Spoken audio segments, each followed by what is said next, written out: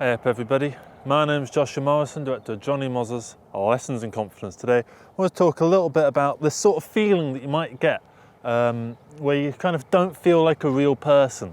So first I kind of want to define what is a real person in this kind of context, and two, how does this kind of abstract concept of the self translate towards you trying to better yourself into something? Are you the you that is currently around, or are you just an aspirational tool to get to where you want to be? Or is there good that can come from your current situation, even if you're not the ultimate being that you might like to be, right? So let's talk a little bit about the idea of self-improvement, just on a base level, disregarding all the guff that's kind of come out of the current sort of climate regarding, gym bros and all this kind of like quite nasty, toxic kind of stuff, oh, well, to be a self-improvement, you need to get up at like 3:15 in the morning, you need to do like 800 fucking marathons before you start doing this, and just spend all your time grinding, all that kind of stuff. I'm not talking necessarily about that, I'm talking about goals. So I imagine that you have not fulfilled every goal that you have set out for yourself at this present time. You still have things left to do on your to-do list, right? So whatever those things might be, you are still on a trajectory to eventually accomplish them, and you are achieving the little steps to take you towards that final salvation of finishing your goals and completing your aims to become the person that you want to be. Because once you have done all of your tasks to improve yourself to a state where you are content with yourself, that is the final form. However, it's a little bit of a misnomer, because there's not really going to be a final form, is there?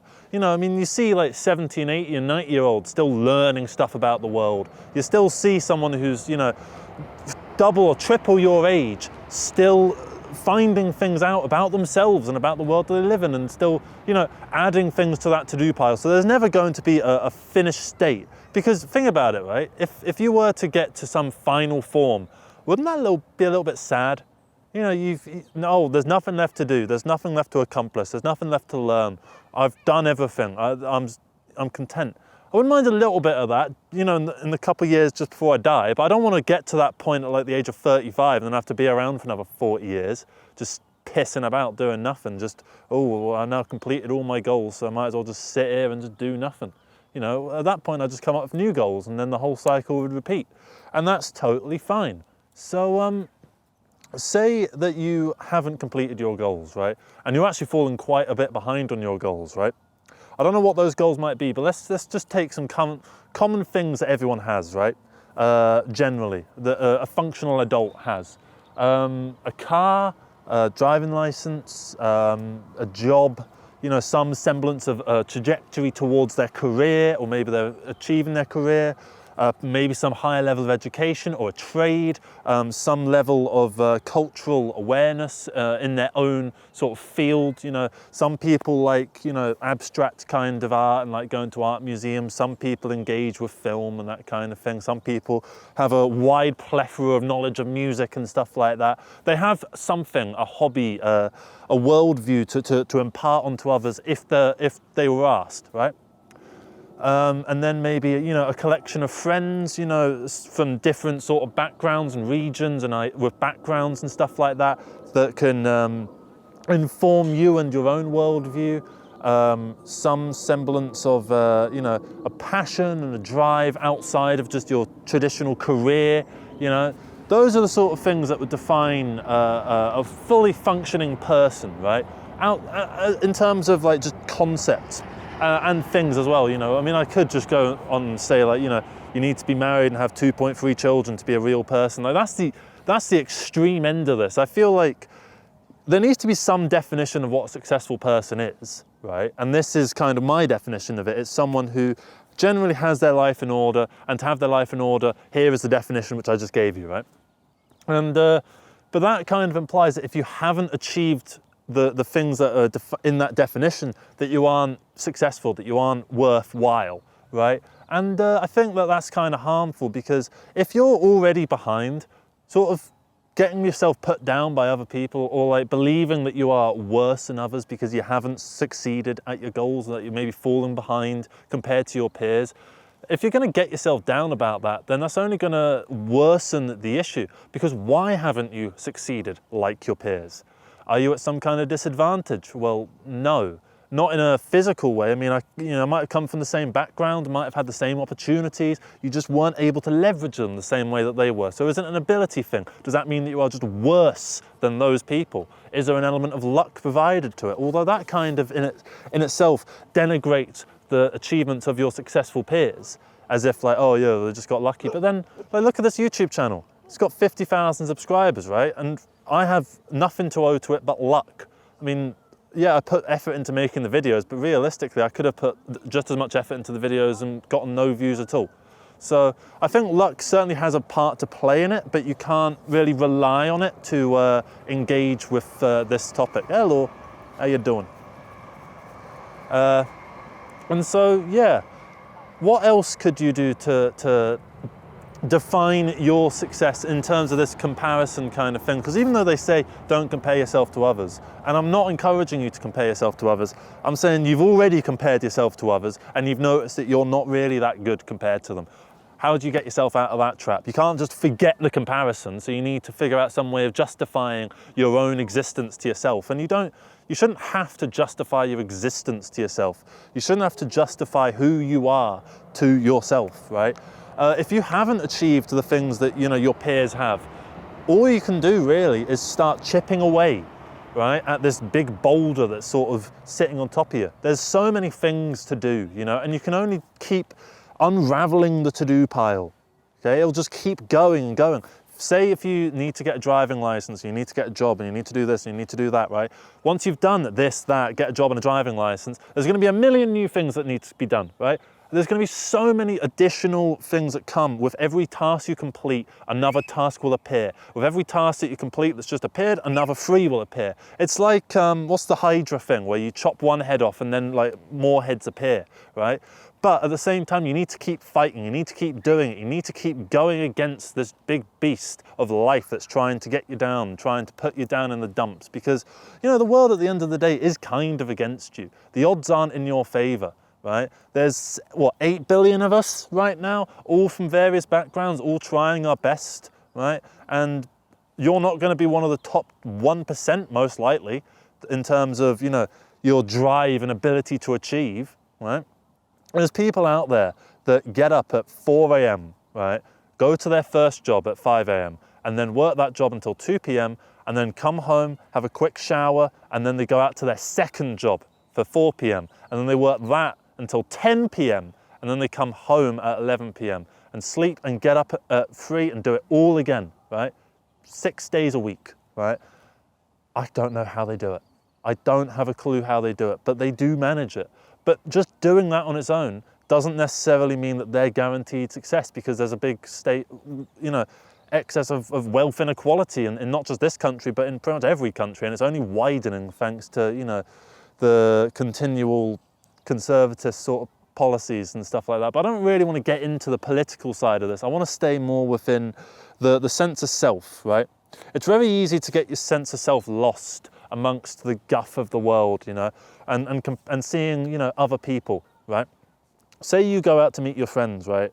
And maybe you've got a couple friend groups, and there's this one friend group you go to, and every time you leave that little meeting gathering, you sort of get the sense of like they're all better than you, that they're all like doing things better than you, and they're not like bragging about stuff, they're just talking about their lives, right? And it seems like, they're getting married next year, they've got a couple kids on the way, they've passed their driver's test and they're getting a Mercedes or whatever, they're getting promoted at their job and they've got an employee of the month. I don't even have a job.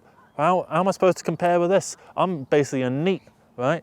And so you have that sort of issue in your head and you walk away from it thinking, all of these people that I am associated with have these successes and yet I don't, right? Why don't I have what they have? Am I worse than them in some way? Because when we talk, it seems like we're all on a level playing field. It's just when we depart, our life situations differ. And that feels a little bit grim, and it makes me feel like I'm not a real person. And when I say not a real person, I don't mean literally. I sort of mean like almost like you're a phony, like you're a fraud, and you're trying to portray this image of success. Even if you're not trying to do that, it will feel like you're trying to do that because you're proud of yourself and who you are and who you aspire to be. And you're not going to sit around just self-deprecating yourself, because no one really likes that. But it feels almost like self-deprecation is the only accurate depiction of you. And if you feel like that, then it's hard to get out of that without first improving your life situation around you. And, you know, I feel like with the self-improvement kind of community, there's an awful lot of emphasis on personal responsibility.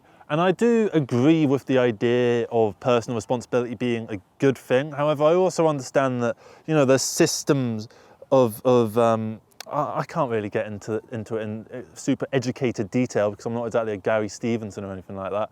But, you know, there's different people come from different backgrounds and have different situations. Some people are raised without fathers, right? And that causes them issues in the long run. Some people grew up with both their parents, but they were bullied a lot as a child. Some people grew up with both parents, but they were struggling financially as a child. Some people grew up with one parent and they were able to do fine. Some people were transferred from school to school to school because their parents had to move a lot, maybe because of their job. Some people had to immigrate from one country to another at an early age because that's what their parents did. So they had to start all over again, learn a whole new language at the age of like 12, right? And there's so many different things like that that mean that we all start from different levels, right? And, you know, maybe you start from quite a good level, right? Maybe you come from a privileged background. Maybe you had both parents. Maybe you never suffered financially. Maybe you never wanted for anything, right? And yet you're still behind compared to these people that had less than you, right? They've managed to become more successful than you.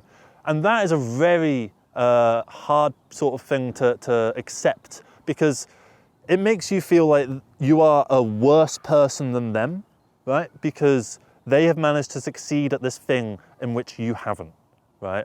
They're better than you in the game of life. And in a way, at this present stage, they are, right? However, all you can do, because remember, life is a very long game. It's not just the next few years, it's the next few decades that you need to be thinking in. So if you can get yourself if you can leverage your position in whatever state you are in the moment, right? Say if you're in quite a good position at the moment, you know, maybe you don't have like high rent or anything like that because you live with family and they don't charge you much rent, or maybe, I don't know, you're still in university and you're still quite carefree, or maybe, you know, you had some kids and now they're sort of growing up and they're going to college and you don't really have to worry about them as much and they kind of just do their own things. Now you have a lot more free time on your hands, or whatever, right? You can leverage these beneficial situations that come around to your own advantage and take those situations and make something of them. Take those little advantages that you have and try and turn them into something, right? Like with this YouTube channel, for instance, I took a few months off from doing my events work, right? And I leveraged the fact that I was able to just do that because I don't really have like high rent to pay and stuff like that. So I was able to just put all my focus and all my time and all my energy into making these kind of videos and working on films and bullshit like that, right? So I was able to do so much more than someone who has to work like 6 days a week, right? And because I was able to leverage that position and actually do the work in and of itself there, I've been able to start this YouTube channel and you know, make a decent little bit of money from that. And now, as I go back to work and the uploads are declining in frequency again, I'm able to stabilize this channel while stabilizing my career as well. And you know, not everyone has that privilege to do that in every which moment, right? But if you can leverage even little things, it doesn't need to be a huge thing like that. It can even just be those little silver linings on the clouds that are around you. There's always some good to come with the bad, you know? I mean, I managed to turn like some of the worst things in my life into little positive experiences in some way, right? It's hard to do that, but you can do it. And if you can do that, then you can kind of start to feel a little bit more genuine, a little bit more real, and take the bad and realize that you are a conglomeration of every experience you've ever had. All your negative experiences and all your good experiences, as is everybody else. But you don't go around shouting about all your most negative, most traumatic experiences all the time, do you? Neither do they.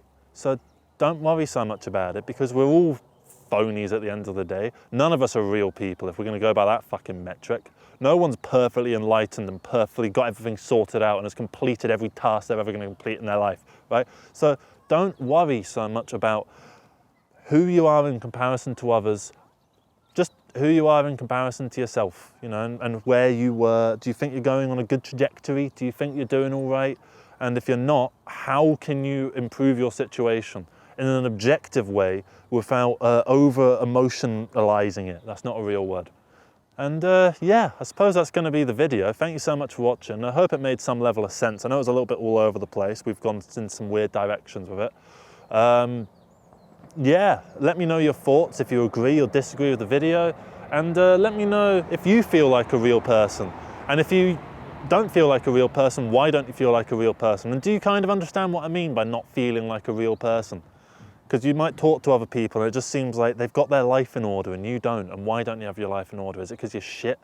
You know, it's hard to get your head around that. And the constant negativity of that attitude isn't going to help you in any way. So that's why I thought I'd make this video, just to kind of help you out and sort of make you feel a little bit better about yourself. And I hope it worked. I hope you feel better now.